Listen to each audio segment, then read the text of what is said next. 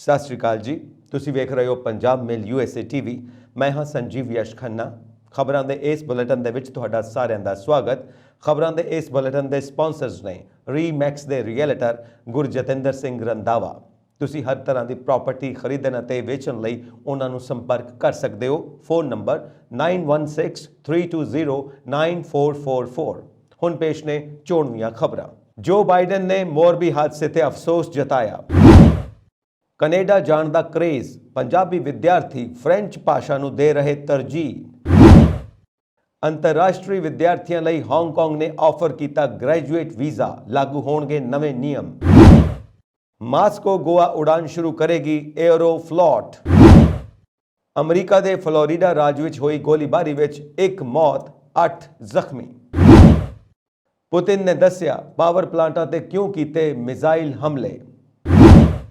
Canada विच राह तो भटक रहे ने कई पंजाबी। हुण खबरां विस्तार दे विच। मोरबी पुल हादसे विच औरतां ते बच्चियां समेत हुण तक 134 लोगों की मौत हो चुकी है, जबकि 100 तो वध लोग जख्मी हुए ने। अमरीकी राष्ट्रपति जो बाइडन ने इस घटना ते डूंगे दुख का प्रगटावा किया। उन्होंने कहा कि उन्हां दी पत्नी जिल उन्हां परिवारां प्रति डूंगी संवेदना प्रगट करते हैं जिन्हां ने भारत विच एक पुल दे ढह जाण नाल अपने अजीज़ां नूं गुआ दिता। असी भारतीय लोगों के नाल इस दुख की घड़ी विच उन्हां दे नाल खड़े हाँ। गुजरात विच मोरबी पुल हादसे नूं केंद्र अते राज्य सरकारां ने गंभीरता नाल लिया है। सोमवार नूं PM मोदी की प्रधानगी हेठ गुजरात के राज भवन विच एक उच्च पद्धरी मीटिंग हुई, जिस विच गुजरात सरकार के अधिकारियों के नाल CM भुपिंदर सिंह पटेल मौजूद सन। मुख्यमंत्री ने इस हादसे नूं लैके 2 नवंबर नूं सरकारी सोग का ऐलान किया। इस दिन गुजरात विच राष्ट्रीय झंडा अद्धा चुकाया जाएगा। इस दे नाल ही अमरीकी राष्ट्रपति जो बाइडन ने भी इस हादसे ते दुख प्रगट किया है। सुनहरी भविख की आस विच ज़्यादातर विद्यार्थी कनेडा जाना पसंद करते हैं, इसलिए पंजाब विच अंग्रेजी के बाद हुण फ्रेंच सीखण वाले विद्यार्थियों की गिणती वधदी जा रही है। पिछले साल पंजाब के विभिन्न कॉलेजों और यूनीवर्सिटियों तो 8000 विद्यार्थियों ने फ्रेंच भाषा लई सर्टिफिकेट और डिप्लोमा कोर्सिस किए। इस बार यह गिणती 50% वध के 12000 होने की आस है। फ्रेंच ग्रेजुएट एक विद्यार्थी ने दस्सिया कि कनेडा विच फ्रेंच दूजी अधिकारित भाषा है, क्योंकि कनेडा विच फ्रेंच बोलने वाले विद्यार्थी की गिणती लगातार घट रही है। इस दे मद्देनज़र कैनेडियन संसद की एक स्पैशल कमेटी ने अपनी रिपोर्ट विच सिफारिश की है कि फ्रेंच बोलने वाले विद्यार्थियों को पहल के आधार पर वीज़ा दिता जाए। फ्रेंच का पद्धर B1 ਜਾਂ B2 डिप्लोमा होने नाल वीज़ा असैसमेंट विच 65 पॉइंट्स वध मिलते हैं। कनेडा विच साल 2019 विच 2.8% और 2020 विच 3.6% फ्रेंच बोलने वाले विद्यार्थी आए। कनेडा सरकार ने हुण इस साल 4.4% टीचा प्राप्त करने का फैसला किया, जिसनूं बाद विच वधा के 7% तक किया जाएगा। एक माहर ने दस्सिया कि फ्रेंच कोर्सिस लई कॉलेजों और यूनीवर्सिटियों में दाखिले लई चंडीगढ़ और पंजाब विच गिणती वधी है। साल 2019-20 के मुकाबले इस साल फ्रांस जाने वाले विद्यार्थी भी वधे ने। यह सही है कि वड्डी गिणती विच विद्यार्थी फ्रेंच कोर्सिस नूं मुख तौर पर कनेडा विच स्टडी और PR लई कर रहे हैं, पर फ्रांस जाने वाले विद्यार्थियों की गिणती भी वध रही है। हांगकांग ने ग्लोबल टैलेंट्स नूं आकर्षित करने लई नवा वीज़ा स्कीम शुरू की है। इस वीज़ा स्कीम नाल ग्रेजुएट्स और उच्च आमदनी वाले लोगों को बिना किसी नौकरी की पेशकश हांगकांग जाने की इजाज़त दी जाएगी। हाल ही में हांगकांग के मुख्य कार्यकारी अधिकारी जॉन ली ने टॉप टैलेंट पास स्कीम का ऐलान किया। अजिहा करन पिछे हांगकांग सरकार नूं उम्मीद है कि 2 सालों के वर्किंग वीज़े नाल हांगकांग कैरियर बनाने लई टैलेंट्स नूं व्यापक रूप में निखारेगा। ली ने कहा कि सानू एंटरप्राइसिस लई प्रतिभा लई मुकाबलेबाजी विच वधेरे सरगर्म होना चाहिए। ली ने अगे कहा कि लोकल टैलेंट नूं सरगर्म ढंग नाल अगे वधाउण तो इलावा सरकार प्रतिभावां लई दुनिया भर विच सरगर्म रहेगी। यह स्कीम उन्हां व्यक्तियों नूं 2 सालों का वीज़ा प्रदान करती है जिन्हां दी 2021 विच सालाना तनख्वाह 2.5 मिलियन हांगकांग डॉलर जां इस तो भी वध सी अते पिछले 5 सालों में घट्टो घट्ट 3 सालों के काम के तजर्बे के नाल विश्व दीयां चोटी दीयां 100 यूनीवर्सिटियां के ग्रेजुएट ने। कौंसलेट जनरल की वैबसाइट पर जुलाई 2022 के अपडेट अनुसार हांगकांग विच 42,000 तो वध भारती हैं। इन्हां विचों करीब 33,000 भारतीय पासपोर्ट रखते हैं। ली ने कहा कि सरकार के विदेशी दफ्तर दुनिया दीयां चोटी दीयां यूनीवर्सिटियां ते उन्हां दे ग्रेजुएटां नाल संपर्क करने लई टीमां दा गठन करनगे। ਸੰਬੋਧਨ ਦੌਰਾਨ ਲੀ ਨੇ ਕਿਹਾ ਕਿ ਮਹਾਮਾਰੀ ਵਿੱਚ ਪਿਛਲੇ 2 ਸਾਲਾਂ ਵਿੱਚ ਹਾਂਗਕਾਂਗ ਤੋਂ ਲਗਭਗ 1,40,000 ਲੋਕਾਂ ਨੂੰ ਆਪਣੀ ਨੌਕਰੀ ਤੋਂ ਵਾਂਝੇ ਹੋਣਾ ਪਿਆ ਸੀ। ਹੁਣ ਵੀਜ਼ਾ ਆਮ ਵਾਂਗ ਹੋਣ ਲਈ ਹਰ ਸਾਲ 35,000 ਯੋਗ ਲੋਕਾਂ ਨੂੰ ਦੇਸ਼ ਵਿੱਚ ਲਿਆਉਣ ਦੀ ਨੀਤੀਗਤ ਟੀਚਾ ਪੇਸ਼ ਕੀਤਾ ਗਿਆ ਹੈ। ਲੀ ਨੇ ਵਿਦੇਸ਼ੀਆਂ ਦੀ ਭਰਤੀ ਕਰਨ ਵਾਲੇ ਰੋਜ਼ਗਾਰਦਾਤਾਵਾਂ ਨੂੰ ਟੈਕਸ ਛੋਟਾਂ ਅਤੇ ਵਧੇਰੇ ਸੁਵਿਧਾਜਨਕ ਪ੍ਰਕਿਰਿਆ ਦੇ ਨਾਲ ਤਜਵੀਜ਼ਾਂ ਦਾ ਵੀ ਐਲਾਨ ਕੀਤਾ। ਨਾਲ ਹੀ ਮੁੱਖ ਭੂਮੀ ਚੀਨ ਤੋਂ ਵਿਦੇਸ਼ੀ ਵਿਦਿਆਰਥੀਆਂ ਲਈ ਇਮੀਗ੍ਰੇਸ਼ਨ ਉਪਾਵਾਂ ਨੂੰ 1 ਸਾਲ ਤੋਂ 2 ਸਾਲ ਤੱਕ ਵਧਾ ਦਿੱਤਾ। ਲੀ ਨੇ ਇਹ ਵੀ ਕਿਹਾ ਕਿ ਹਾਂਗਕਾਂਗ ਕੋਲ ਹਾਰਡਵੇਅਰ ਅਤੇ ਸੌਫਟਵੇਅਰ ਦੋਵਾਂ 'ਚ ਆਧੁਨਿਕ ਬੁਨਿਆਦੀ ਢਾਂਚਾ, ਇੱਕ ਵਧੀਆ ਕਾਨੂੰਨੀ ਪ੍ਰਣਾਲੀ ਅਤੇ ਦੁਨੀਆ ਭਰ ਦੇ ਚੋਟੀ ਦੇ ਟੈਲੈਂਟਸ ਨੇ। ਰੂਸੀ 에ਅਰਲਾਈਨ ਏਰੋਫਲੋਟ ਮਾਸਕੋ ਤੋਂ ਗੋਆ ਤੱਕ ਉਡਾਨਾਂ ਸੇਵਾ ਸ਼ੁਰੂ ਕਰਨ ਜਾ ਰਹੀ ਹੈ। ਉਡਾਨਾਂ 2 ਨਵੰਬਰ ਤੋਂ ਸ਼ੁਰੂ ਹੋਣਗੀਆਂ। ਵਰਤਮਾਨ ਵਿੱਚ 에ਅਰਲਾਈਨ ਦਿੱਲੀ ਤੱਕ ਉਡਾਨ ਚਲਾ ਰਹੀ ਹੈ। ਏਅਰਬਸ A330 ਜਹਾਜ਼ ਹਫ਼ਤੇ ਵਿੱਚ 2 ਵਾਰ ਮਾਸਕੋ ਦਿੱਲੀ ਮਾਸਕੋ ਲਈ ਉਡਾਨ ਭਰਦਾ ਹੈ। ਏਰੋਫਲੋਟ ਬੁੱਧਵਾਰ, ਸ਼ਨੀਚਰਵਾਰ ਤੇ ਐਤਵਾਰ ਨੂੰ ਮਾਸਕੋ ਤੋਂ ਗੋਆ ਲਈ ਉਡਾਨ ਭੇਜੇਗੀ। ਜ਼ਿਕਰਯੋਗ ਹੈ ਕਿ ਵੱਡੀ ਗਿਣਤੀ ਰੂਸੀ ਸੈਰ ਸਪਾਟੇ ਲਈ ਗੋਆ ਆਉਂਦੇ ਨੇ। ਤਾਲਾਹਾਸੀ, ਫਲੋਰੀਡਾ ਵਿੱਚ ਹੋਈ ਗੋਲੀਬਾਰੀ ਦੌਰਾਨ ਇੱਕ ਵਿਅਕਤੀ ਦੀ ਮੌਤ ਹੋ ਗਈ ਜਦਕਿ 8 ਹੋਰ ਜ਼ਖਮੀ ਹੋ ਗਏ। ਤਾਲਾਹਾਸੀ ਪੁਲਿਸ ਵਿਭਾਗ ਵੱਲੋਂ ਜਾਰੀ ਪ੍ਰੈਸ ਬਿਆਨ ਵਿੱਚ ਕਿਹਾ ਗਿਆ ਕਿ ਪੱਛਮੀ ਪੈਂਸਾਕੋਲਾ ਸਟਰੀਟ ਉੱਪਰ ਹਾਫ ਟਾਈਮ ਲਿਕੂਰਜ਼ ਸਟੋਰ ਤੇ ਲਾਸ ਕਪਾਡਰੈਸ ਵਿਖੇ ਅੱਧੀ ਰਾਤ ਤੋਂ ਪਹਿਲਾਂ 1 ਤੋਂ ਵੱਧ ਲੋਕਾਂ ਨੇ ਗੋਲੀਆਂ ਚਲਾਈਆਂ। ਤਾਲਾਹਾਸੀ ਪੁਲਿਸ ਮੁਖੀ ਲਾਰੈਂਸ ਰਿਵਾਲ ਨੇ ਜਾਰੀ ਬਿਆਨ ਵਿੱਚ ਕਿਹਾ ਕਿ ਪੁਲਿਸ ਅਫਸਰ ਮੌਕੇ ਉੱਪਰ ਪੁੱਜੇ ਤਾਂ ਲਿਕੁਰ ਸਟੋਰ ਦੇ ਬਾਹਰ ਇੱਕ ਵਿਅਕਤੀ ਗੋਲੀਆਂ ਵੱਜਣ ਕਾਰਨ ਡਿੱਗਾ ਪਿਆ ਸੀ। ਉਸ ਨੂੰ ਮੌਕੇ ਉੱਪਰ ਹੀ ਮ੍ਰਿਤਕ ਐਲਾਨ ਦਿੱਤਾ ਗਿਆ। ਪੁਲਿਸ ਨੇ ਇੱਕ ਹਮਲਾਵਰ ਦਾ ਪਿੱਛਾ ਕੀਤਾ ਤੇ ਉਸ ਨੂੰ ਰੁਕ ਜਾਣ ਲਈ ਕਿਹਾ, ਪਰੰਤੂ ਉਸ ਨੇ ਰੁਕਣ ਤੇ ਹਥਿਆਰ ਸੁੱਟਣ ਤੋਂ ਨਾ ਕਰ ਦਿੱਤੀ, ਜਿਸ ਉਪਰੰਤ ਪੁਲਿਸ ਅਫਸਰਾਂ ਵੱਲੋਂ ਚਲਾਈ ਗੋਲੀ ਨਾਲ ਉਹ ਜ਼ਖਮੀ ਹੋ ਗਿਆ। ਉਸ ਨੂੰ ਹਿਰਾਸਤ ਵਿੱਚ ਲੈ ਲਿਆ ਗਿਆ। ਉਹ ਖਤਰੇ ਤੋਂ ਬਾਹਰ ਹੈ ਤੇ ਪੁਲਿਸ ਵੱਲੋਂ ਉਸ ਕੋਲੋਂ ਘਟਨਾ ਸੰਬੰਧੀ ਪੁੱਛਗਿੱਛ ਕੀਤੀ ਜਾਵੇਗੀ। ਰੂਸ ਅਤੇ ਯੂਕਰੇਨ ਵਿਚਾਲੇ 250 ਦਿਨਾਂ ਤੋਂ ਚੱਲੀ ਜੰਗ ਖਤਮ ਹੋਣ ਦਾ ਨਾਂ ਨਹੀਂ ਲੈ ਰਹੀ, ਸਗੋਂ ਤੇਜ਼ ਹੁੰਦੀ ਜਾ ਰਹੀ ਹੈ। ਸੋਮਵਾਰ ਨੂੰ ਰੂਸੀ ਰਾਸ਼ਟਰਪਤੀ ਵਲਾਦੀਮੀਰ ਪੁਤਿਨ ਨੇ ਯੂਕਰੇਨ ਦੇ ਪਾਵਰ ਪਲਾਂਟਾਂ ਅਤੇ ਹੋਰ ਬੁਨਿਆਦੀ ਢਾਂਚੇ ਤੇ ਹਮਲਿਆਂ ਨੂੰ ਸਪਸ਼ਟ ਕੀਤਾ। ਉਹਨਾਂ ਨੇ ਕਿਹਾ ਕਿ ਯੂਕਰੇਨੀ ਡਰੋਨਾਂ ਨੇ ਰੂਸੀ ਬਲਾਂ ਤੇ ਹਮਲਾ ਕਰਨ ਲਈ ਕਾਲੇ ਸਾਗਰ ਦੇ ਸੁਰੱਖਿਅਤ ਸਮੁੰਦਰੀ ਰਸਤੇ ਦੀ ਵਰਤੋਂ ਕੀਤੀ, ਜੋ ਸੰਯੁਕਤ ਰਾਸ਼ਟਰ ਦੇ ਯਤਨਾਂ ਰਾਹੀਂ ਅਨਾਜ ਦੇ ਜਹਾਜ਼ ਭੇਜ ਰਹੇ ਸਨ। ਵਿਰੋਧ ਵਿੱਚ ਪੁਤਿਨ ਨੇ ਕਾਲੇ ਸਾਗਰ ਤੋਂ ਅਨਾਜ ਨਿਰਯਾਤ ਵਿੱਚ ਆਪਣੀ ਭਾਈਵਾਲੀ ਨੂੰ ਰੋਕ ਦਿੱਤਾ। ਰਾਸ਼ਟਰਪਤੀ ਪੁਤਿਨ ਨੇ ਦੋਸ਼ ਲਗਾਇਆ ਕਿ ਯੂਕਰੇਨ ਨੇ ਕ੍ਰੀਮੀਆ ਵਿੱਚ ਰੂਸੀ ਫੌਜ ਦੇ ਬੇੜਿਆਂ ਉੱਤੇ ਡਰੋਨ ਹਮਲੇ ਕੀਤੇ। ਮਿਹਨਤ, ਲਗਨ ਤੇ ਸੇਵਾ ਭਾਵਨਾ ਲਈ ਦੁਨੀਆ ਭਰ ਵਿੱਚ ਜਾਣੇ ਜਾਂਦੇ ਪੰਜਾਬੀਆਂ ਨੇ ਕੈਨੇਡਾ ਦੀ ਧਰਤੀ ਤੇ ਚੰਗੇ ਮੁਕਾਮ ਹਾਸਿਲ ਕੀਤੇ ਨੇ, ਪਰ ਇਨ੍ਹਾਂ ਦਿਨੀ ਇਸ ਭਾਈਚਾਰੇ ਨੂੰ ਕਾਫੀ ਸ਼ਰਮਿੰਦਗੀ ਦਾ ਸਾਹਮਣਾ ਕਰਨਾ ਪੈ ਰਿਹਾ ਹੈ, ਕਿਉਂਕਿ ਕੈਨੇਡਾ ਵਿੱਚ ਕਈ ਪੰਜਾਬੀ ਨੌਜਵਾਨ ਇਸ ਵੇਲੇ ਰਾਹ ਤੋਂ ਭਟਕ ਰਹੇ ਨੇ। ਉਹਨਾਂ ਦਾ ਰੁਝਾਨ ਨਸ਼ੇ ਦੇ ਕਾਰੋਬਾਰ ਤੇ ਹੋਰ ਗਲਤ ਕੰਮਾਂ ਵਿੱਚ ਵੱਧ ਰਿਹਾ ਹੈ। ਪਿਛਲੇ 2 ਸਾਲਾਂ ਵਿੱਚ 3 ਵੱਡੇ ਗਿਰੋਹਾਂ ਵਿੱਚ ਜ਼ਿਆਦਾਤਰ ਪੰਜਾਬੀ ਮੂਲ ਦੇ ਨੌਜਵਾਨਾਂ ਦੀ ਸ਼ਮੂਲੀਅਤ ਪਾਈ ਗਈ, ਜੋ ਨਸ਼ੇ ਦੇ ਕਾਰੋਬਾਰ ਵਿੱਚ ਲੱਗੇ ਹੋਏ ਸਨ। ਗੁਜਰਾਤ ਦੇ ਮੋਰਬੀ ਵਿੱਚ ਕਰੀਬ 150 ਸਾਲ ਪੁਰਾਣੇ ਪੁਲ ਦੇ ਟੁੱਟਣ ਦਾ ਮਾਮਲਾ ਸੁਪਰੀਮ ਕੋਰਟ ਤੱਕ ਪਹੁੰਚ ਗਿਆ ਹੈ। ਸੁਪਰੀਮ ਕੋਰਟ ਵਿੱਚ ਇੱਕ ਜਨਹਿਤ ਪਟੀਸ਼ਨ PIL ਦਾਇਰ ਕੀਤੀ ਗਈ ਹੈ। ਇਸ ਮਾਮਲੇ ਦੀ ਸੁਣਵਾਈ ਸੁਪਰੀਮ ਕੋਰਟ ਦੀ ਬੈਂਚ 14 ਨਵੰਬਰ 2022 ਨੂੰ ਕਰੇਗੀ। ਦਰਅਸਲ ਇੱਕ ਵਕੀਲ ਵੱਲੋਂ ਸੁਪਰੀਮ ਕੋਰਟ ਵਿੱਚ ਜਨਹਿਤ ਪਟੀਸ਼ਨ ਦਾਇਰ ਕੀਤੀ ਗਈ ਹੈ। ਮਾਮਲੇ ਦੀ ਜਾਂਚ ਸ਼ੁਰੂ ਕਰਨ ਲਈ ਸੇਵਾ ਮੁਕਤ ਚੋਟੀ ਦੇ ਜੱਜ ਦੀ ਨਿਗਰਾਨੀ ਹੇਠ ਇੱਕ ਨਿਆਂਇਕ ਕਮਿਸ਼ਨ ਨੂੰ ਤੁਰੰਤ ਨਿਯੁਕਤ ਕਰਨ ਲਈ ਨਿਰਦੇਸ਼ ਦੇਣ ਲਈ ਸੁਪਰੀਮ ਕੋਰਟ ਵਿੱਚ ਪਟੀਸ਼ਨ ਦਾਇਰ ਕੀਤੀ ਗਈ ਹੈ। ਪਟੀਸ਼ਨ ਵਿੱਚ ਵਕੀਲ ਨੇ ਵਾਤਾਵਰਣ ਅਤੇ ਸੁਰੱਖਿਆ ਨੂੰ ਯਕੀਨੀ ਬਣਾਉਣ ਲਈ ਪੁਰਾਣੇ ਅਤੇ ਜੋਖਮ ਭਰੇ ਸਮਾਰਕਾਂ ਅਤੇ ਪੁਲਾਂ ਦੇ ਸਰਵੇਖਣ ਅਤੇ ਮੁਲਾਂਕਣ ਲਈ ਇੱਕ ਕਮੇਟੀ ਬਣਾਉਣ ਲਈ ਸੂਬਾ ਸਰਕਾਰਾਂ ਨੂੰ ਨਿਰਦੇਸ਼ ਦੇਣ ਦੀ ਮੰਗ ਕੀਤੀ ਹੈ। ਪਟੀਸ਼ਨ ਵਿੱਚ ਸੂਬਿਆਂ ਵਿੱਚ ਸਥਾਈ ਆਫਤ ਜਾਂਚ ਟੀਮਾਂ ਨੇ ਅਜਿਹੀਆਂ ਤਰਾਸਦੀਆਂ ਵਿੱਚ ਤੁਰੰਤ ਸ਼ਾਮਿਲ ਹੋਣ ਲਈ ਨਿਰਦੇਸ਼ ਦੇਣ ਦੀ ਵੀ ਮੰਗ ਕੀਤੀ ਹੈ। ਦੱਸਣਯੋਗ ਹੈ ਕਿ ਐਤਵਾਰ ਨੂੰ ਮੱਛੂ ਨਦੀ ਤੇ ਕੇਬਲ ਪੁਲ ਟੁੱਟ ਗਿਆ ਅਤੇ ਸੋਮਵਾਰ ਨੂੰ ਇਸ ਹਾਦਸੇ ਵਿੱਚ ਮਰਨ ਵਾਲਿਆਂ ਦੀ ਗਿਣਤੀ 134 ਹੋ ਗਈ। ਹਾਦਸੇ ਤੋਂ ਪਹਿਲਾਂ ਦੀ ਵੀਡੀਓ ਕਲਿੱਪ ਵਿੱਚ ਦੇਖਿਆ ਜਾ ਸਕਦਾ ਹੈ ਕਿ ਪੁਲ ਸਕਿੰਟਾਂ ਵਿੱਚ ਹੀ ਢਹਿ ਗਿਆ ਅਤੇ ਇਸ ਦੇ ਮੌਜੂਦ ਵੱਡੀ ਗਿਣਤੀ ਵਿੱਚ ਲੋਕ ਨਦੀ ਵਿੱਚ ਜਾ ਡਿੱਗੇ। ਮੋਰਬੀ ਪੁਲ ਦਾ ਪ੍ਰਬੰਧਨ ਕਰਨ ਵਾਲੇ ਓਰੇਵਾ ਸਮੂਹ ਦੇ 4 ਕਾਮਿਆਂ ਸਮੇਤ 9 ਲੋਕਾਂ ਨੂੰ ਸੋਮਵਾਰ ਨੂੰ ਗ੍ਰਿਫਤਾਰ ਕਰ ਲਿਆ ਗਿਆ। ਨਾਲ ਹੀ ਜਿਸ ਕੰਪਨੀ ਨੂੰ ਪੁਲ ਦੇ ਰੱਖ ਰਖਾਓ ਅਤੇ ਸੰਚਾਲਨ ਦੀ ਜ਼ਿੰਮੇਵਾਰੀ ਸੌਂਪੀ ਗਈ ਸੀ, ਉਸ ਖਿਲਾਫ ਇੱਕ ਮਾਮਲਾ ਦਰਜ ਕੀਤਾ ਗਿਆ। ਪੁਲ ਨੂੰ ਵਿਆਪਕ ਪੱਧਰ ਤੇ ਮੁਰੰਮਤ ਮਗਰੋਂ 5 ਦਿਨ ਪਹਿਲਾਂ ਹੀ ਖੋਲ੍ਹਿਆ ਗਿਆ ਸੀ। ਗੁਜਰਾਤ ਦੇ ਮੋਰਬੀ ਪੁਲ ਹਾਦਸੇ ਤੇ ਪ੍ਰਧਾਨ ਮੰਤਰੀ ਨਰਿੰਦਰ ਮੋਦੀ ਨੇ ਗਾਂਧੀ ਨਗਰ ਵਿੱਚ ਹਾਈ ਲੈਵਲ ਮੀਟਿੰਗ ਬੁਲਾਈ। PM ਨੇ ਕਿਹਾ ਕਿ ਪੀੜਤਾਂ ਨੂੰ ਹਰ ਸੰਭਵ ਮਦਦ ਦਿੱਤੀ ਜਾਵੇ। ਬੈਠਕ ਵਿੱਚ ਹਾਦਸੇ ਤੇ ਸੋਗ ਪ੍ਰਗਟ ਕਰਨ ਲਈ 2 ਨਵੰਬਰ ਨੂੰ ਗੁਜਰਾਤ ਵਿੱਚ ਰਾਜਕੀ ਸੋਗ ਮਨਾਉਣ ਦਾ ਫੈਸਲਾ ਲਿਆ ਗਿਆ। ਇਸ ਦਿਨ ਸੂਬੇ ਵਿੱਚ ਸਰਕਾਰੀ ਭਵਨਾਂ ਤੇ ਰਾਸ਼ਟਰੀ ਝੰਡਾ ਅੱਧਾ ਝੁਕਿਆ ਰਹੇਗਾ। ਪ੍ਰਧਾਨ ਮੰਤਰੀ ਮੋਦੀ ਕੱਲ ਦੁਪਹਿਰ ਬਾਅਦ ਮੋਰਬੀ ਜਾਣਗੇ। ਪੁਲਿਸ ਨੇ ਹਾਦਸੇ ਦੇ ਦੋਸ਼ੀਆਂ ਤੇ ਕਾਰਵਾਈ ਸ਼ੁਰੂ ਕਰ ਦਿੱਤੀ ਹੈ। ਸੋਮਵਾਰ ਨੂੰ ਪੁਲ ਦਾ ਰੱਖ ਰਖਾਓ ਕਰਨ ਵਾਲੀ ਓਰੇਵਾਲ ਕੰਪਨੀ ਦੇ 2 ਮੈਨੇਜਰ, ਬ੍ਰਿਜ ਦੀ ਰਿਪੇਅਰਿੰਗ ਕਰਨ ਵਾਲੇ 2 ਕੰਟਰੈਕਟਰ, 2 ਟਿਕਟ ਕਲਰਕ ਤੇ 3 ਸਿਕਿਉਰਿਟੀ ਗਾਰਡਸ ਨੂੰ ਗ੍ਰਿਫਤਾਰ ਕਰ ਲਿਆ ਗਿਆ। ਹਾਦਸੇ ਦੇ ਬਾਅਦ ਅਹਿਮਦਾਬਾਦ ਦੇ ਅਟਲ ਬ੍ਰਿਜ ਲਈ ਵੀ ਅਲਰਟ ਜਾਰੀ ਕੀਤਾ ਗਿਆ ਹੈ। ਇੱਥੇ 1 ਘੰਟੇ ਵਿੱਚ 3000 ਲੋਕ ਹੀ ਜਾ ਸਕਣਗੇ। ਰਾਜਕੋਟ ਰੇਂਜ ਦੇ ਆਈਜੀ ਅਸ਼ੋਕ ਕੁਮਾਰ ਨੇ ਕਿਹਾ ਕਿ 50 ਲੋਕਾਂ ਦੀ ਟੀਮ ਪੁਲ ਹਾਦਸੇ ਵਿੱਚ ਲੱਗ ਗਈ ਹੈ। ਹਾਦਸੇ ਲਈ ਜ਼ਿੰਮੇਵਾਰ ਲੋਕਾਂ ਨੂੰ ਜਲਦ ਗ੍ਰਿਫਤਾਰ ਕਰ ਲਿਆ ਜਾਵੇਗਾ। ਆਈਜੀ ਨੇ ਕਿਹਾ ਕਿ ਹੁਣ ਤੱਕ ਜਿਨ੍ਹਾਂ ਦੀ ਭੂਮਿਕਾ ਸਾਹਮਣੇ ਆਈ ਹੈ ਉਹਨਾਂ ਨੂੰ ਗ੍ਰਿਫਤਾਰ ਕੀਤਾ ਗਿਆ ਹੈ। ਗੁਜਰਾਤ ਦੇ ਮੋਰਬੀ ਪੁਲ ਹਾਦਸੇ ਵਿੱਚ ਮ੍ਰਿਤਕਾਂ ਦੀ ਗਿਣਤੀ ਸਵੇਰੇ 134 ਤੱਕ ਪਹੁੰਚ ਗਈ ਹੈ।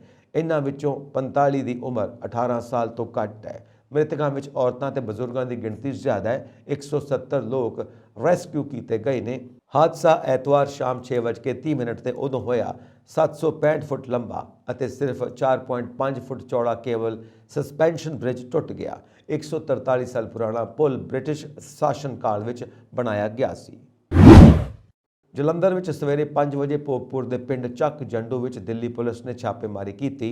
ਪੁਲਿਸ ਨੂੰ ਇੱਥੇ ਗੈਂਗਸਟਰਾਂ ਦੇ ਲੁਕੇ ਹੋਣ ਦੀ ਸੂਚਨਾ ਮਿਲੀ ਸੀ। ਪਿੰਡ ਦੇ ਪੈਟਰੋਲ ਪੰਪ ਵਿੱਚ ਬੰਦ ਪਈ ਕੋਠੀ 'ਚੋਂ ਪੁਲਿਸ ਨੇ 5 ਗੈਂਗਸਟਰਾਂ ਨੂੰ ਕਾਬੂ ਕਰ ਲਿਆ। ਐਸਐਸਪੀ ਦਿਹਾਤੀ ਵੀ ਮੌਕੇ ਤੇ ਪਹੁੰਚ ਗਏ ਸਨ। ਨਵਾਂ ਖੁਲਾਸਾ ਹੋਇਆ ਕਿ ਇਨ੍ਹਾਂ ਗੈਂਗਸਟਰਾਂ ਦੇ ਸਿੱਧੂ ਮੂਸੇਵਾਲਾ ਕਾਂਡ ਦੇ ਨਾਲ ਤਾਰ ਜੁੜੇ ਹੋਏ ਨੇ। ਇਸ ਤੋਂ ਪਹਿਲਾਂ ਪੁਲਿਸ ਨੂੰ ਸੂਚਨਾ ਮਿਲੀ ਸੀ ਕਿ ਪਿੰਡ ਦੇ ਖੇਤਾਂ ਵਿੱਚ 3 ਤੋਂ 4 ਹੋਰ ਗੈਂਗਸਟਰ ਲੁਕੇ ਹੋਏ ਨੇ। ਪੂਰੇ ਪਿੰਡ ਨੂੰ ਪੁਲਿਸ ਛਾਉਣੀ ਵਿੱਚ ਤਬਦੀਲ ਕਰ ਦਿੱਤਾ ਗਿਆ। ਦਿੱਲੀ ਪੁਲਿਸ ਅਤੇ ਪੰਜਾਬ ਪੁਲਿਸ ਸਾਂਝੇ ਤੌਰ ਤੇ ਕਾਰਵਾਈ ਕਰ ਰਹੀ ਹੈ। ਪੁਲਿਸ ਨੇ ਪਿੰਡ ਨੂੰ ਚਾਰੇ ਪਾਸਿਓਂ ਘੇਰ ਲਿਆ। ਇਸ ਦੇ ਨਾਲ ਹੀ ਖੇਤਾਂ ਨੂੰ ਵੀ ਚਾਰੇ ਪਾਸਿਓਂ ਘੇਰ ਲਿਆ ਗਿਆ। ਪਿੰਡ ਦੇ ਆਲੇ ਦੁਆਲੇ ਗੈਂਗਸਟਰਾਂ ਦੀ ਭਾਲ ਕੀਤੀ ਗਈ। ਦਿੱਲੀ ਪੁਲਿਸ ਨੇ ਜਲੰਧਰ ਪੁਲਿਸ ਦੀ ਮਦਦ ਨਾਲ ਵਿਜੇ ਅਤੇ ਨਾਨੂ ਨਾਂ ਦੇ 2 ਗੈਂਗਸਟਰਾਂ ਨੂੰ ਗ੍ਰਿਫਤਾਰ ਕੀਤਾ। ਦੋਵਾਂ ਕੋਲੋਂ ਹਥਿਆਰ ਵੀ ਬਰਾਮਦ ਹੋਏ। ਦਿੱਲੀ ਪੁਲਿਸ ਨੂੰ 4 ਹੋਰ ਗੈਂਗਸਟਰਾਂ ਦੇ ਖੇਤਾਂ ਵਿੱਚ ਲੁਕੇ ਹੋਣ ਦੀ ਸੂਚਨਾ ਮਿਲੀ ਸੀ। ਡਰੋਨ ਦੀ ਮਦਦ ਨਾਲ ਉਹਨਾਂ ਦੀ ਭਾਲ ਕੀਤੀ ਜਾ ਰਹੀ ਹੈ। ਹਾਲਾਂਕਿ ਅਜੇ ਤੱਕ ਕਿਸੇ ਵੀ ਪੱਖ ਨੇ ਗੋਲੀਬਾਰੀ ਨਹੀਂ ਕੀਤੀ। ਇਹ ਗੈਂਗਸਟਰ ਅੰਮ੍ਰਿਤਸਰ ਦਾ ਰਹਿਣ ਵਾਲਾ ਹੈ ਅਤੇ ਵੱਡੀ ਵਾਰਦਾਤ ਨੂੰ ਅੰਜਾਮ ਦੇਣ ਤੋਂ ਬਾਅਦ ਦਿੱਲੀ ਆਇਆ ਹੈ। ਹਾਲਾਂਕਿ ਇਸ ਸਬੰਧ ਵਿੱਚ ਅਧਿਕਾਰਿਤ ਬਿਆਨ ਜਾਰੀ ਨਹੀਂ ਕੀਤਾ ਗਿਆ। ਦੱਸ ਦਈਏ ਕਿ ਇਸ ਤੋਂ ਪਹਿਲਾਂ ਪੰਜਾਬੀ ਗਾਇਕ ਸਿੱਧੂ ਮੂਸੇਵਾਲਾ ਕਤਲकांड ਨਾਲ ਸੰਬੰਧਿਤ 2 ਸ਼ੂਟਰ ਮਨਪ੍ਰੀਤ ਸਿੰਘ ਮੰਨੂ ਅਤੇ ਜਗਰੂਪ ਸਿੰਘ ਰੂਪਾ ਦਾ ਪੰਜਾਬ ਪੁਲਿਸ ਵੱਲੋਂ ਐਨਕਾਊਂਟਰ ਕੀਤਾ ਗਿਆ ਸੀ। ਇਹ ਦੋਵੇਂ ਅਟਾਰੀ ਨੇੜਲੇ ਪਿੰਡ ਪਕਨਾ ਵਿੱਚ ਇੱਕ ਸੁਨਸਾਨ ਕੋਠੀ ਵਿੱਚ ਲੁਕੇ ਹੋਏ ਸਨ। ਮੁਕਾਬਲੇ ਦੌਰਾਨ ਦੋਵਾਂ ਪਾਸਿਆਂ ਤੋਂ ਗੋਲੀਆਂ ਚਲਾਈਆਂ ਗਈਆਂ। ਲੁਧਿਆਣਾ ਵਿੱਚ ਅੱਜ ਸਵੇਰੇ ਗੈਸ ਲੀਕ ਹੋ ਗਈ। ਇਹ ਲੀਕ ਗਿਆਸਪੁਰਾ ਦੀ ਇੱਕ ਫੈਕਟਰੀ ਵਿੱਚ ਹੋਈ। ਗੈਸ ਲੀਕ ਹੋਣ ਕਾਰਨ ਕੁਝ ਲੋਕਾਂ ਦੀ ਹਾਲਤ ਵੀ ਵਿਗੜ ਗਈ, ਪਰ ਉਹਨਾਂ ਨੂੰ ਸਮੇਂ ਸਿਰ ਰੈਸਕਿਊ ਕਰ ਲਿਆ ਗਿਆ। ਗੈਸ ਲੀਕ ਹੁੰਦੇ ਹੋਏ ਲੋਕਾਂ ਵਿੱਚ ਭਾਜੜਾਂ ਪੈ ਗਈਆਂ। ਗੈਸ ਲੀਕ ਹੋਣ ਤੋਂ ਬਾਅਦ ਪੂਰੇ ਇਲਾਕੇ ਨੂੰ ਸੀਲ ਕਰ ਦਿੱਤਾ ਗਿਆ। ਇਹ ਘਟਨਾ ਲక్ష్ਮੀ ਮੈਡੀਕਲ ਗੈਸ ਏਜੰਸੀ ਨੇੜੇ ਸਤਨਾਮ ਕਾਂਤਾ ਦੀ ਦੱਸੀ ਜਾ ਰਹੀ ਹੈ। ਗੈਸ ਲੀਕ ਹੋਣ ਦੀ ਸੂਚਨਾ ਤੁਰੰਤ ਇਲਾਕਾ ਪੁਲਿਸ ਅਤੇ ਐਂਬੂਲੈਂਸ ਨੂੰ ਦਿੱਤੀ ਗਈ। ਮੌਕੇ ਤੇ ਪਹੁੰਚੇ ਅਧਿਕਾਰੀਆਂ ਨੇ ਗੈਸ ਲੀਕ ਵਾਲੀ ਥਾਂ ਨੂੰ ਫਿਲਹਾਲ ਸੀਲ ਕਰ ਦਿੱਤਾ ਹੈ। ਦੱਸਿਆ ਜਾ ਰਿਹਾ ਹੈ ਕਿ ਇਲਾਕੇ ਵਿੱਚ ਸਥਿਤੀ ਅਜੇ ਕਾਬੂ ਹੇਠ ਹੈ। ਦੱਸਿਆ ਜਾ ਰਿਹਾ ਹੈ ਕਿ ਜਿਸ ਫੈਕਟਰੀ ਤੋਂ ਗੈਸ ਲੀਕ ਹੋਈ ਹੈ ਉਹ ਆਕਸੀਜਨ ਬਣਾਉਣ ਵਾਲੀ ਫੈਕਟਰੀ ਹੈ। ਇਹ ਘਟਨਾ ਫੈਕਟਰੀ ਵਿੱਚ ਪਾਈਪ ਫਟਣ ਕਾਰਨ ਵਾਪਰੀ। ਮਿਲੀ ਜਾਣਕਾਰੀ ਮੁਤਾਬਿਕ ਗਿਆਸਪੁਰਾ ਇਲਾਕੇ ਵਿੱਚ ਵੈਲਟੈਕ ਇੰਡਸਟਰੀ ਵਿੱਚ ਆਕਸੀਜਨ ਤਿਆਰ ਕੀਤੀ ਜਾਂਦੀ ਹੈ। CO2 ਗੈਸ ਦਾ ਟੈਂਕਰ ਮੰਗਲਵਾਰ ਸਵੇਰੇ ਆਇਆ ਸੀ। ਅਚਾਨਕ ਗੈਸ ਲੀਕ ਹੋਣ ਲੱਗੀ ਅਤੇ ਭਗਦੜ ਮਚ ਗਈ, ਜਿਸ ਤੋਂ ਬਾਅਦ ਫੈਕਟਰੀ ਨੂੰ ਖਾਲੀ ਕਰਵਾ ਲਿਆ ਗਿਆ। ਆਲੇ ਦੁਆਲੇ ਦੇ ਇਲਾਕੇ ਨੂੰ ਵੀ ਖਾਲੀ ਕਰਵਾ ਲਿਆ ਗਿਆ। ਅਧਿਕਾਰੀਆਂ ਦਾ ਕਹਿਣਾ ਹੈ ਕਿ ਮਾਮਲੇ ਦੀ ਜਾਂਚ ਕੀਤੀ ਜਾ ਰਹੀ ਹੈ। ਜਾਂਚ ਤੋਂ ਪਹਿਲਾਂ ਕੁਝ ਵੀ ਕਹਿਣਾ ਕਾਹਲੀ ਹੋਵੇਗੀ। ਡੇਰਾ ਮੁਖੀ ਗੁਰਮੀਤ ਰਾਮ ਰਹੀਮ ਨੂੰ ਪੈਰੋਲ ਦੇਣ ਦਾ ਮਾਮਲਾ ਹਾਈ ਕੋਰਟ ਵਿੱਚ ਪਹੁੰਚ ਗਿਆ ਹੈ। ਹਾਈ ਕੋਰਟ ਵਿੱਚ ਪਟੀਸ਼ਨ ਦਾਖਲ ਕਰਦੇ ਹੋਏ ਐਡਵੋਕੇਟ HC ਅਰੋੜਾ ਨੇ ਕਿਹਾ ਕਿ ਰਾਮ ਰਹੀਮ ਨੂੰ ਪੈਰੋਲ ਦੇਣ ਦੇ ਚਲਦੇ ਸ਼ਾਂਤੀ ਭੰਗ ਹੋਣ ਦਾ ਖਤਰਾ ਵੱਧ ਗਿਆ ਹੈ। ਰਾਮ ਰਹੀਮ YouTube ਤੇ ਵੀਡੀਓ ਪਾ ਰਿਹਾ ਹੈ ਜੋ ਡਿਲੀਟ ਕੀਤੇ ਜਾਣੇ ਚਾਹੀਦੇ ਨੇ। ਰਾਮ ਰਹੀਮ ਦੇ ਪੈਰੋਲ ਤੇ ਬਾਹਰ ਆਉਣ ਤੋਂ ਬਾਅਦ ਹੀ ਲਗਾਤਾਰ ਡੇਰਾ ਸਮਰਥਕਾਂ ਤੇ ਆਮ ਲੋਕਾਂ ਵਿੱਚ ਤਣਾਅ ਦਾ ਸਿਲਸਿਲਾ ਵਧਣ ਲੱਗਾ।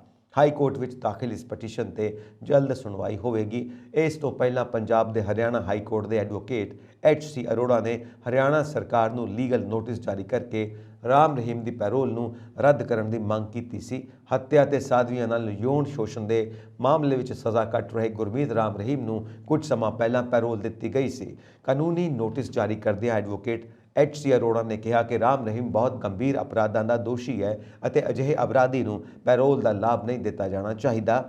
ਅਰੋੜਾ ਨੇ ਹਰਿਆਣਾ ਸਰਕਾਰ ਨੂੰ ਕਾਨੂੰਨੀ ਨੋਟਿਸ ਵਿੱਚ ਰਾਮ ਰਹੀਮ ਦੀ ਪੈਰੋਲ ਤੁਰੰਤ ਰੱਦ ਕਰਨ ਦੀ ਮੰਗ ਕੀਤੀ ਹੈ। ਅਰੋੜਾ ਨੇ ਨੋਟਿਸ ਵਿੱਚ ਕਿਹਾ ਕਿ ਅਜਿਹੇ ਅਪਰਾਧੀ ਨੂੰ ਆਪਣਾ ਪ੍ਰਚਾਰ ਕਰਨ ਦੀ ਇਜਾਜ਼ਤ ਨਹੀਂ ਦਿੱਤੀ ਜਾਣੀ ਚਾਹੀਦੀ। ਡੇਰਾ ਮੁਖੀ ਗੁਰਮੀਤ ਰਾਮ ਰਹੀਮ ਰੋਹਤਕ ਦੀ ਸੁਨਾਰੀਆ ਜੇਲ੍ਹ ਤੋਂ 40 ਦਿਨਾਂ ਦੀ ਪੈਰੋਲ ਤੇ ਬਰਨਾਵਾ ਆਸ਼ਰਮ ਵਿੱਚ ਹੈ। ਇਸ ਦੌਰਾਨ ਉਹ ਪਹਿਲਾਂ ਵਾਂਗ ਸਟੇਜ ਤੇ ਬੈਠਦਾ ਹੈ, ਆਨਲਾਈਨ ਆਉਂਦਾ ਹੈ ਅਤੇ ਹੱਥ ਵਿੱਚ ਮੋਰ ਦੇ ਖੰਭ ਲੈ ਕੇ ਸਤਸੰਗ ਕਰਦਾ ਹੈ। ਇਸ ਤੋਂ ਇਲਾਵਾ ਉਹ ਭਜਨ ਵੀ ਗਾਉਂਦਾ ਹੈ ਅਤੇ ਸ਼ਰਧਾਲੂਆਂ ਨੂੰ ਗੁਰੂ ਮੰਤਰ ਦਿੰਦਾ ਹੈ। ਹਰਿਆਣਾ ਵਿੱਚ ਪੰਚਾਇਤੀ ਚੋਣਾਂ ਤੋਂ ਪਹਿਲਾਂ ਪੈਰੋਲ ਤੇ ਰਿਹਾ ਹੋਏ ਡੇਰਾ ਸੱਚਾ ਸੌਦਾ ਮੁਖੀ ਗੁਰਮੀਤ ਰਾਮ ਰਹੀਮ ਦੇ ਡੇਰੇ ਤੇ ਪੰਜਾਬ ਦੇ ਇੱਕ ਮੰਤਰੀ ਦੀ ਮੌਜੂਦਗੀ ਵਿਵਾਦਾਂ ਵਿੱਚ ਘਿਰ ਗਈ ਹੈ। ਡੇਰਾ ਮੁਖੀ ਨੂੰ ਵਾਰ-ਵਾਰ ਮਿਲੀ ਪੈਰੋਲ ਤੇ ਕਈ ਲੋਕਾਂ ਨੇ ਸਵਾਲ ਖੜੇ ਕੀਤੇ ਨੇ। ਪੰਜਾਬ ਦੇ ਮੁੱਖ ਮੰਤਰੀ ਭਗਵੰਤ ਮਾਨ ਦੇ ਨਿਰਦੇਸ਼ ਤੇ ਨਸ਼ਿਆਂ ਨੂੰ ਜੜ ਤੋਂ ਖਤਮ ਕਰਨ ਦੇ ਨਿਰਦੇਸ਼ ਤੇ ਛੇੜੀ ਗਈ ਨਸ਼ਿਆਂ ਖਿਲਾਫ ਫੈਸਲਾਕੁਨ ਜੰਗ ਦੇ 5ਵੇਂ ਮਹੀਨੇ ਵਿੱਚ ਪੰਜਾਬ ਪੁਲਿਸ ਨੇ 5 ਜੁਲਾਈ 2022 ਤੋਂ ਹੁਣ ਤੱਕ 1097 ਵੱਡੀਆਂ ਮੱਛੀਆਂ ਸਣੇ 6997 ਨਸ਼ਾ ਸਮਗਲਰ ਗ੍ਰਿਫਤਾਰ ਕੀਤੇ ਨੇ। ਪੁਲਿਸ ਨੇ ਕੁੱਲ 5346 FIR ਦਰਜ ਕੀਤੀਆਂ ਨੇ, ਜਿਨ੍ਹਾਂ ਵਿੱਚੋਂ 580 ਵਪਾਰ ਨਾਲ ਸੰਬੰਧਿਤ ਨੇ। IGP ਸੁਖਚੈਨ ਸਿੰਘ ਗਿੱਲ ਨੇ ਕਿਹਾ ਕਿ ਪੁਲਿਸ ਟੀਮਾਂ ਨੇ ਸੂਬੇ ਭਰ ਤੋਂ 259.7 ਕਿਲੋਗ੍ਰਾਮ ਹੈਰੋਇਨ ਬਰਾਮਦ ਕੀਤੀ ਹੈ, ਜੋ ਨਸ਼ੀਲੀਆਂ ਦਵਾਈਆਂ ਤੋਂ ਪ੍ਰਭਾਵਿਤ ਖੇਤਰਾਂ ਵਿੱਚ ਘੇਰਾਬੰਦੀ ਤੇ ਤਲਾਸ਼ੀ ਮੁਹਿੰਮ ਚਲਾ ਰਹੀ ਹੈ। ਇਸ ਤੋਂ ਇਲਾਵਾ ਪੰਜਾਬ ਪੁਲਿਸ ਦੀਆਂ ਟੀਮਾਂ ਵੱਲੋਂ ਗੁਜਰਾਤ ਤੇ ਮਹਾਰਾਸ਼ਟਰ ਦੇ ਬੰਦਰਗਾਹਾਂ ਤੋਂ 147.5 ਕਿਲੋਗ੍ਰਾਮ ਹੈਰੋਇਨ ਬਰਾਮਦ ਕੀਤੀ ਗਈ ਹੈ, ਜਿਸ ਨਾਲ ਸਿਰਫ 4 ਮਹੀਨਿਆਂ ਵਿੱਚ ਹੈਰੋਇਨ ਦੀ ਕੁੱਲ ਪ੍ਰਭਾਵੀ ਬਰਾਮਦਗੀ 406.5 ਕਿਲੋਗ੍ਰਾਮ ਹੋ ਗਈ। ਪੁਲਿਸ ਨੇ ਭਾਰੀ ਮਾਤਰਾ ਵਿੱਚ ਹੈਰੋਇਨ ਜ਼ਬਤ ਕਰਨ ਤੋਂ ਇਲਾਵਾ ਸੂਬੇ ਭਰ ਤੋਂ 300 ਕਿਲੋਗ੍ਰਾਮ ਅਫੀਮ, 197.2 ਕਿਲੋਗ੍ਰਾਮ ਗਾਂਜਾ, 293 ਕੁਇੰਟਲ ਪੋਸਟ ਤੇ 27.56 ਲੱਖ ਨਸ਼ੀਲੇ ਕੈਪਸੂਲ ਫਾਰਮਾ ਓਪੀਓਇਡਸ ਦੀਆਂ ਸ਼ੀਸ਼ੀਆਂ ਬਰਾਮਦ ਕੀਤੀਆਂ ਨੇ। ਪੁਲਿਸ ਨੇ ਇਨ੍ਹਾਂ 4 ਮਹੀਨਿਆਂ ਵਿੱਚ ਗ੍ਰਿਫਤਾਰ ਕੀਤੇ ਗਏ ਨਸ਼ਾ ਸਮਗਲਰਾਂ ਦੇ ਕਬਜ਼ੇ ਵਿੱਚੋਂ 4.49 ਕਰੋੜ ਰੁਪਏ ਦੀ ਡਰੱਗ ਮਨੀ ਵੀ ਬਰਾਮਦ ਕੀਤੀ ਹੈ। ਪੁਲਿਸ ਨੇ ਇਨ੍ਹਾਂ 4 ਮਹੀਨਿਆਂ ਵਿੱਚ ਗ੍ਰਿਫਤਾਰ ਕੀਤੇ ਗਏ ਨਸ਼ੇ ਤਸਕਰਾਂ ਦੇ ਕਬਜ਼ੇ ਵਿੱਚੋਂ 4.49 ਕਰੋੜ ਰੁਪਏ ਦੀ ਡਰੱਗ ਮਨੀ ਬਰਾਮਦ ਕੀਤੀ।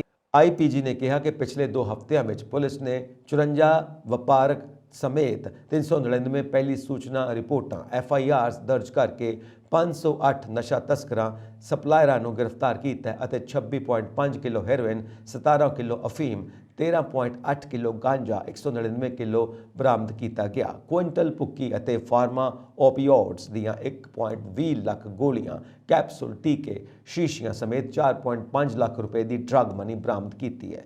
ਉਨ੍ਹਾਂ ਕਿਹਾ ਕਿ ਪਿਛਲੇ 2 ਹਫ਼ਤਿਆਂ ਵਿੱਚ ਗ੍ਰਿਫਤਾਰ ਕੀਤੇ ਗਏ NDPS ਕੇਸਾਂ ਵਿੱਚ 7 ਹੋਰ ਭਗੌੜੇ ਵਿਅਕਤੀਆਂ ਭਗੌੜਿਆਂ ਦੇ ਨਾਲ 5 ਜੁਲਾਈ 2022 ਨੂੰ POs ਭਗੌੜਿਆਂ ਨੂੰ ਗ੍ਰਿਫਤਾਰ ਕਰਨ ਲਈ ਵਿਸ਼ੇਸ਼ ਮੁਹਿੰਮ ਸ਼ੁਰੂ ਕੀਤੇ ਜਾਣ ਤੋਂ ਬਾਅਦ ਗ੍ਰਿਫਤਾਰੀਆਂ ਦੀ ਕੁੱਲ ਗਿਣਤੀ 383 ਤੱਕ ਪਹੁੰਚ ਗਈ ਹੈ। ਜ਼ਿਕਰਯੋਗ ਹੈ ਕਿ director general of police DGP Punjab Gaurav Yadav ਨੇ ਸਾਰੇ CPs SSPs ਨੂੰ ਸਖਤ ਹਦਾਇਤਾਂ ਦਿੱਤੀਆਂ ਸਨ ਕਿ ਉਹ ਹਰੇਕ ਮਾਮਲੇ ਵਿੱਚ ਖਾਸ ਤੌਰ ਤੇ ਨਸ਼ਿਆਂ ਦੀ ਬਰਾਮਦਗੀ ਨਾਲ ਸੰਬੰਧਿਤ ਪਿਛੜੇ ਅਤੇ ਅਗਾਂਹ-ਵਧੂ ਸਬੰਧਾਂ ਦੀ ਬਰੀਕੀ ਨਾਲ ਜਾਂਚ ਕਰਨ, ਭਾਵੇਂ ਉਹਨਾਂ ਕੋਲੋਂ ਮਾਮੂਲੀ ਮਾਤਰਾ ਵਿੱਚ ਵਸੂਲੀ ਹੋਈ ਹੋਵੇ। ਨਵੰਬਰ 1984 ਦੀਆਂ ਦਹਿਸ਼ਤ ਭਰੀਆਂ ਘਟਨਾਵਾਂ ਨੂੰ ਬੀਤਿਆਂ ਬੇਸ਼ੱਕ 38 ਵਰ੍ਹੇ ਹੋ ਗਏ ਨੇ, ਪਰ ਇਹਨਾਂ ਦੇ ਕਾਲੇ ਪਰਛਾਵੇਂ ਅੱਜ ਵੀ ਹਜ਼ਾਰਾਂ ਪੀੜਤ ਪਰਿਵਾਰਾਂ ਦੇ ਚਿਹਰਿਆਂ ਤੇ ਸਪਸ਼ਟ ਦੇਖੇ ਜਾ ਸਕਦੇ ਨੇ। ਦੁੱਗਰੀ ਸਥਿਤ CRP ਕਲੋਨੀ ਵਿੱਚ ਰਹਿ ਰਹੇ ਸੈਂਕੜੇ ਪੀੜਤ ਪਰਿਵਾਰ ਦੋਸ਼ੀਆਂ ਨੂੰ ਸਜ਼ਾਵਾਂ ਦਿਵਾਉਣ ਲਈ ਸੰਘਰਸ਼ ਕਰ ਰਹੇ ਨੇ। ਦੂਜੇ ਪਾਸੇ ਪਿਛਲੇ ਦਿਨੀ ਪੰਜਾਬ ਸਰਕਾਰ ਵੱਲੋਂ ਬਿਨਾਂ ਕਾਰਨ ਦੱਸਿਆਂ 137 ਪਰਿਵਾਰਾਂ ਦੇ ਲਾਲ ਕਾਰਡ ਰੱਦ ਕਰ ਦਿੱਤੇ ਗਏ ਨੇ। ਇਹਨਾਂ ਕਾਰਡਾਂ ਦੇ ਰੱਦ ਹੋਣ ਨਾਲ ਉਕਤ ਪਰਿਵਾਰਾਂ ਨੂੰ ਮਿਲਣ ਵਾਲੀਆਂ ਸਹੂਲਤਾਂ, ਫਲੈਟ, ਬੂਥ ਤੇ ਮੁੜ ਵਸੇਬਾ ਗ੍ਰਾਂਟ ਵਿੱਚੋਂ 2-2 ਲੱਖ ਰੁਪਏ ਦੀ ਰਾਸ਼ੀ ਖੁੱਸ ਜਾਣ ਦਾ ਖਦਸ਼ਾ ਖੜਾ ਹੋ ਗਿਆ। ਜ਼ਿਕਰਯੋਗ ਹੈ ਕਿ ਇਸ ਫੈਸਲੇ ਖਿਲਾਫ ਪਾਏ ਕੇਸ ਦੀ ਸੁਣਵਾਈ ਕਰਦਿਆਂ ਅਦਾਲਤਾਂ ਨੇ ਰੱਦ ਕਾਰਡਾਂ ਬਾਰੇ ਫੈਸਲਾ ਕਰਨ ਲਈ ਉੱਚ ਪੱਧਰੀ ਕਮੇਟੀ ਬਣਾਉਣ ਦੀ ਹਦਾਇਤ ਕੀਤੀ ਸੀ, ਪਰ ਮੌਜੂਦਾ ਸਰਕਾਰ ਦੇ ਕਾਰਜਕਾਲ ਦੌਰਾਨ ਵਿੱਤ ਕਮਿਸ਼ਨਰ ਮਾਲ ਤੇ ਪਟਿਆਲਾ ਡਿਵੀਜ਼ਨ ਦੇ ਕਮਿਸ਼ਨਰ ਵੱਲੋਂ ਕਾਰਡ ਬਹਾਲ ਕਰਨ ਤੋਂ ਇਨਕਾਰ ਕਰ ਦਿੱਤਾ ਗਿਆ। ਰਾਜਸਥਾਨ ਤੋਂ ਆਏ ਮੁਖਵਿੰਦਰ ਸਿੰਘ ਨੇ ਦੱਸਿਆ ਕਿ ਦੰਗਾਕਾਰੀਆਂ ਨੇ ਉਸ ਨੂੰ ਘਰੋਂ ਬਾਹਰ ਕੱਢ ਕੇ ਉਸ ਦੇ ਘਰ ਤੇ ਦੁਕਾਨ ਤੇ ਕਬਜ਼ਾ ਕਰ ਲਿਆ। ਉਹ ਕਿੱਥੇ ਆ ਕੇ ਵਸਿਆ, ਪਰ ਹੁਣ ਸਰਕਾਰ ਵੱਲੋਂ ਲਾਲ ਕਾਰਡ ਰੱਦ ਕੀਤੇ ਜਾਣ ਨਾਲ ਉਸ ਵਰਗੇ ਕਈ ਪੀੜਤ ਪਰਿਵਾਰਾਂ ਦਾ ਦੁੱਖ ਮੁੜ ਹਰਾ ਹੋ ਗਿਆ। ਸਰਕਾਰ ਦੇ ਸਾਰੇ ਦਾਅਵਿਆਂ ਦੇ ਬਾਵਜੂਦ ਪੰਜਾਬ ਵਿੱਚ ਪਰਾਲੀ ਸਾੜਨ ਦੇ ਮਾਮਲੇ ਰਿਕਾਰਡ ਤੋੜ ਰਹੇ ਨੇ। ਸੋਮਵਾਰ ਨੂੰ ਸੂਬੇ ਵਿੱਚ 2131 ਥਾਵਾਂ ਤੇ ਪਰਾਲੀ ਸਾੜੀ ਗਈ, ਜੋ ਇਸ ਸੀਜ਼ਨ ਵਿੱਚ ਹੁਣ ਤੱਕ ਦਾ ਸਭ ਤੋਂ ਵੱਧ ਅੰਕੜਾ ਹੈ। इन्हां विचों 330 घटनावां सिर्फ संगरूर दीआं ने। ਇਹ ਪੰਜਾਬ ਦੇ ਮੁੱਖ ਮੰਤਰੀ ਭਗਵੰਤ ਮਾਨ ਦਾ ਗ੍ਰਹਿ ਜ਼ਿਲ੍ਹਾ ਹੈ। ਪੰਜਾਬ ਰਿਮੋਟ ਸੈਸਿੰਗ ਸੈਂਟਰ ਦੇ ਅੰਕੜਿਆਂ ਮੁਤਾबिक 15 ਸਤੰਬਰ ਤੋਂ 31 ਅਕਤੂਬਰ ਤੱਕ ਪਰਾਲੀ ਸਾੜਨ ਦੀਆਂ 16,004 ਘਟਨਾਵਾਂ ਸਾਹਮਣੇ ਆਈਆਂ ਨੇ। ਇਸੇ ਸਮੇਂ ਦੌਰਾਨ ਰਾਜ ਵਿੱਚ 2020 ਅਤੇ 2021 ਵਿੱਚ ਲੜੀਵਾਰ 29,615 ਅਤੇ 13,124 ਪਰਾਲੀ ਸਾੜਨ ਦੀਆਂ ਘਟਨਾਵਾਂ ਦਰਜ ਕੀਤੀਆਂ ਗਈਆਂ। ਸੋਮਵਾਰ ਨੂੰ ਪਰਾਲੀ ਸਾੜਨ ਦੀਆਂ ਕੁੱਲ 2,131 ਘਟਨਾਵਾਂ ਵਿੱਚੋਂ ਸੰਗਰੂਰ ਵਿੱਚ ਸਭ ਤੋਂ ਵੱਧ 330, ਫਿਰੋਜ਼ਪੁਰ ਵਿੱਚ 250, ਪਟਿਆਲਾ ਵਿੱਚ 202, ਬਠਿੰਡਾ ਵਿੱਚ 178, ਤਰਨਤਾਰਨ ਵਿੱਚ 174, ਬਰਨਾਲਾ ਵਿੱਚ 126, ਮਾਨਸਾ ਵਿੱਚ 123 ਅਤੇ ਜਲੰਧਰ ਵਿੱਚ 112 ਮਾਮਲੇ ਦਰਜ ਕੀਤੇ ਗਏ। ਪੰਜਾਬ ਹਰ ਸਾਲ ਲਗਭਗ 180 ਲੱਖ ਟਨ ਝੋਨੇ ਦੀ ਪਰਾਲੀ ਦਾ ਉਤਪਾਦਨ ਕਰਦਾ ਹੈ। 2021 ਵਿੱਚ 71,304, 2020 ਵਿੱਚ 76,590, 2019 ਵਿੱਚ 55,210, 2018 ਵਿੱਚ 50,590, 2017 ਵਿੱਚ 45,384 ਅਤੇ 2017 ਵਿੱਚ 81,042 ਥਾਵਾਂ ਤੇ ਪਰਾਲੀ ਸਾੜੀ ਗਈ। ਪੰਜਾਬ ਸਰਕਾਰ ਨੇ ਪਰਾਲੀ ਸਾੜਨ ਦੀਆਂ ਘਟਨਾਵਾਂ ਤੇ ਨਜ਼ਰ ਰੱਖਣ ਦੀ ਜ਼ਿੰਮੇਵਾਰੀ ਪਿੰਡਾਂ ਦੇ ਨੰਬਰਦਾਰਾਂ ਨੂੰ ਵੀ ਸੌਂਪੀ ਹੈ। ਇਸ ਦੇ ਨਾਲ ਹੀ ਨੰਬਰਦਾਰ ਕਿਸਾਨਾਂ ਨੂੰ ਪਰਾਲੀ ਨਾ ਸਾੜਨ ਬਾਰੇ ਵੀ ਜਾਗਰੂਕ ਕਰਨਗੇ। ਸੋਮਵਾਰ ਨੂੰ ਸੂਬੇ ਦੇ ਮੁੱਖ ਸਕੱਤਰ ਵਿਜੇ ਕੁਮਾਰ ਜੰਜੂਆ ਨੇ ਇਸ ਮਾਮਲੇ ਤੇ ਸਮੀਖਿਆ ਮੀਟਿੰਗ ਬੁਲਾਈ ਅਤੇ ਅਧਿਕਾਰੀਆਂ ਨੂੰ ਪਰਾਲੀ ਸਾੜਨ ਦੀਆਂ ਘਟਨਾਵਾਂ ਨੂੰ ਰੋਕਣ ਦੇ ਨਿਰਦੇਸ਼ ਜਾਰੀ ਕੀਤੇ। ਉਨ੍ਹਾਂ ਕਿਹਾ ਕਿ ਨੰਬਰਦਾਰ ਕਿਸਾਨਾਂ ਨੂੰ ਪਰਾਲੀ ਨਾ ਸਾੜਨ ਲਈ ਜਾਗਰੂਕ ਕਰਨ ਅਤੇ ਜਿਨ੍ਹਾਂ ਪਿੰਡਾਂ ਵਿੱਚ ਅੱਗ ਲਗਾਉਣ ਦੇ ਮਾਮਲੇ ਸਾਹਮਣੇ ਆਉਂਦੇ ਨੇ ਉੱਥੇ ਨੰਬਰਦਾਰਾਂ ਦੀ ਜਵਾਬਦੇਹੀ ਤੈਅ ਕੀਤੀ ਜਾਵੇ। ਮੁੱਖ ਸਕੱਤਰ ਨੇ ਕਿਹਾ ਕਿ ਪਰਾਲੀ ਸਾੜਨ ਲਈ ਹੌਟ ਸਪੌਟਸ ਤੇ ਵੱਧ ਧਿਆਨ ਦਿੱਤਾ ਜਾਣਾ ਚਾਹੀਦਾ ਹੈ ਅਤੇ ਪ੍ਰਸ਼ਾਸਨ ਨੂੰ ਉਨ੍ਹਾਂ ਪਿੰਡਾਂ ਵਿੱਚ ਵਧੇਰੇ ਚੌਕਸ ਰਹਿਣਾ ਚਾਹੀਦਾ ਹੈ ਜਿੱਥੇ ਪਿਛਲੇ ਸਾਲਾਂ ਦੌਰਾਨ ਪਰਾਲੀ ਸਾੜਨ ਦੇ ਮਾਮਲੇ ਸਾਹਮਣੇ ਆ ਰਹੇ ਨੇ। ਅਧਿਕਾਰੀ ਪੰਜਾਬ ਰਿਮੋਟ ਸੈਸਿੰਗ ਸੈਂਟਰ ਦੁਆਰਾ ਆਪਟੀਕਲ ਸੈਟੇਲਾਈਟ ਡਾਟਾ ਵਿਸ਼ਲੇਸ਼ਣ ਰਾਹੀਂ ਪ੍ਰਾਪਤ ਕੀਤੇ ਖੇਤਰ ਤੇ ਧਿਆਨ ਕੇਂਦਰਿਤ ਕਰਦੇ ਹਨ। ਜ਼ਿਲ੍ਹਿਆਂ ਦਾ ਦੌਰਾ ਕਰਕੇ ਵਾਪਸ ਪਰਤੇ ਇੰਚਾਰਜ ਸਕੱਤਰਾਂ ਨੇ ਮੁੱਖ ਸਕੱਤਰ ਨੂੰ ਦੱਸਿਆ ਕਿ ਸੂਬੇ ਵਿੱਚ ਅੱਗ ਲੱਗਣ ਦੀਆਂ ਘਟਨਾਵਾਂ ਵਿੱਚ ਕਮੀ ਆਈ ਹੈ।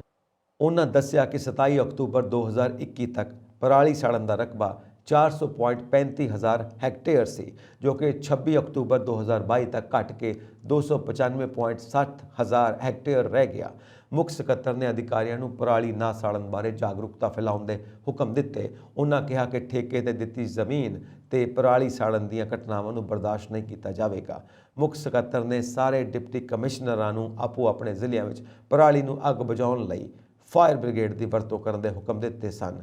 ਉਹਨਾਂ ਜ਼ਿਲ੍ਹਾ ਗੁਰਦਾਸਪੁਰ ਦੇ ਪ੍ਰਸ਼ਾਸਨ ਦੇ ਅਜਿਹੇ ਉਪਰਾਲੇ ਦੀ ਸ਼ਲਾਘਾ ਕਰਦਿਆਂ ਕਿਹਾ ਕਿ ਜਦੋਂ ਵੀ ਪਰਾਲੀ ਨੂੰ ਅੱਗ ਲਗਾਉਣ ਦੀ ਘਟਨਾ ਸਾਹਮਣੇ ਆਉਂਦੀ ਹੈ ਤਾਂ ਤੁਰੰਤ ਫਾਇਰ ਬ੍ਰਿਗੇਡ ਭੇਜ ਕੇ ਅੱਗ ਨੂੰ ਬੁਝਾਇਆ ਜਾਵੇ ਅਤੇ ਅਗਲੇਰੀ ਕਾਰਵਾਈ ਕੀਤੀ ਜਾਵੇ। ਇਹ ਸਨ ਅੱਜ ਦੀਆਂ ਮੁੱਖ ਖਬਰਾਂ। ਹੋਰ ਅਪਡੇਟਸ ਦੇ ਲਈ ਵੇਖਦੇ ਰਹੋ ਪੰਜਾਬ ਮੇਲ USA TV। ਸਬਸਕ੍ਰਾਈਬ ਕਰੋ ਪੰਜਾਬ ਮੇਲ USA TV। ਸਤਿ ਸ਼੍ਰੀ ਅਕਾਲ ਜੀ।